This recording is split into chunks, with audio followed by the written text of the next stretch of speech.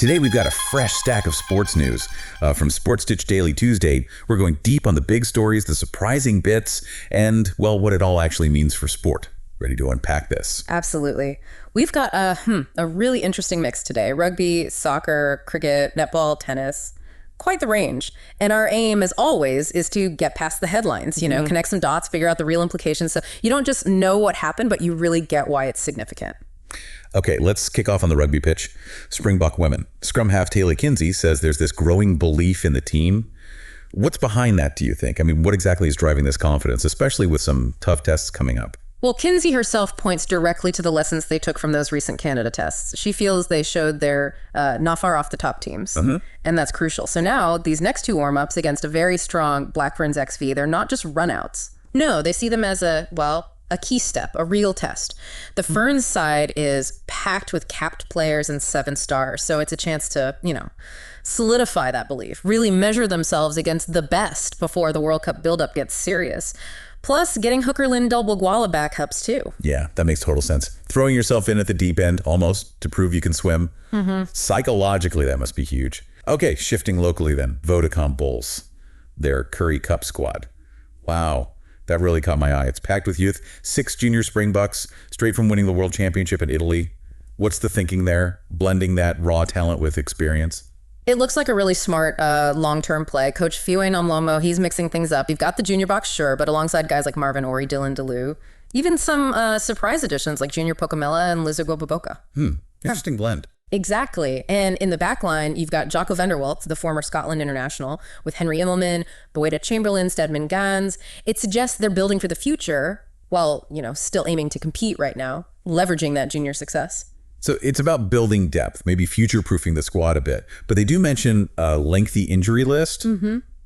Is there maybe a risk here, pushing these young guys too soon? Or is Nomlomo confident they can handle it? Well, Nomlomo sounds pretty positive about the depth, despite the injuries. He actually said he's hungry to see the fierce competition for places play out. So it seems like he believes that competition will actually drive standards up, make everyone step up. Okay, let's jump across the water. The Wallabies. They've got this must-win second test against the Lions in Melbourne, and they get a big boost. Rob Valetini is back. How much difference can his return actually make, especially after the Lions pack dominated in Brisbane? Yeah, his absence was definitely felt in Brisbane, wasn't it? The Lions back row really had the upper hand, for sure. So Valetini declaring himself fit, that's huge. And there's talk of Will Skelton possibly being involved too. It's a timely lift. What's also interesting is Valetini's attitude. He's just focused, excited for the MCG, brushing off the pressure. He called it just another game of rugby. That kind of mindset in a key player, that can be infectious. True, that confidence matters. But, after that first test dominance by the Lions, can one guy, even Valetini, really swing the momentum that much? It's never just one player, you're right. But his physical presence, his ball carrying, it changes the dynamic. It gives them a focal point to perhaps challenge the Lions' physicality more directly. Right, let's pivot to soccer now. There's this ongoing spat, isn't there, between Kaizer Chiefs and Cape Town Spurs over a couple of players. What's the latest on that? Yeah, it's all a bit behind the scenes, this one. It really highlights how complex player transfers can be, even with so-called free agents. Chiefs marketing director Jessica Motong, she's basically saying they'll respect due process. The players involved are Asavela Villapai and Luke Bartman. They signed for Chiefs, supposedly, as free agents. But Spurs are challenging that. Apparently so. Spurs are contesting the moves. Motong's line is that Chiefs won't say anything more until all the procedures are properly followed. It just shows, the legal hoops and club politics involved. Free agent doesn't always mean straightforward. A good reminder, definitely. Okay, back onto the pitch. Banyana Banyana. Yeah. Defending Wafcon champs. They're facing Nigeria in the semifinal. Sounds like a massive clash. What are the key things to watch there? Oh, it's huge. And it's going to be a real test of, stamina as much as skill. Coach Desiree Ellis has admitted fatigue could be a factor. Banyana are unbeaten in 10 games, which is impressive. But Nigeria, they're also unbeaten, and they're flying. Scored 9 goals, conceded none. That's formidable. Ellis thinks her team has the experience and resilience needed. But she's also stressing, how crucial full preparation is at this stage. Managing that fatigue against a team scoring freely, that's a big challenge. Yeah, tournament football often comes down to who manages their squad and energy levels best in the knockout rounds. Now, sticking with football, but a different angle, player development. This story involves the School of Excellence accusing Cape Town City of, unethical conduct. What's going on? This one really gets to the heart of grassroots development and, frankly, the money involved, or not involved in this case. The football manager at the School of Excellence, Molefa Methibula, he claims Cape Town City haven't paid a cent for Emil Witbooi. He's a rising star. Right, I've heard the name. Captaining Emma Jimbo soon. Exactly. He's set to captain the U17s at the World Cup in Qatar. He was even looked at by Chelsea. Methibula says City got his clearance, invoice attached, but still no development fee paid. And his point is, it's unfair for clubs to profit from a player they didn't develop, while the academies doing the work get nothing. That's a serious issue. If the development pathway isn't funded, where does future talent come from? It undermines the whole system. Okay, let's switch focus to Europe now. Big transfer news.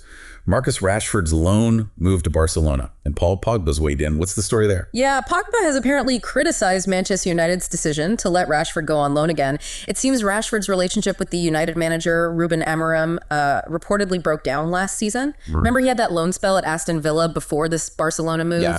And Rio Ferdinand, United legend, he reacted with concern. He suggested there might be deeper, undisclosed issues behind an academy graduate leaving Old Trafford like this.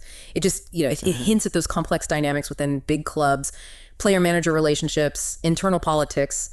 It's rarely just about footballing ability. It's fascinating, isn't it? Seeing these ripples when a big player moves. Okay, let's change sports completely. Cricket.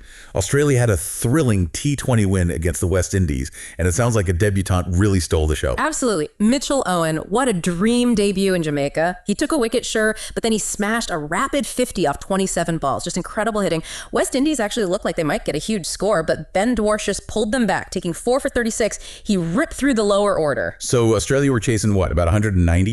Chasing 190, yeah. They had a few early wobbles, but then Cameron Green hit 51 off 26 balls, and he and Owen put on this blistering 80-run partnership.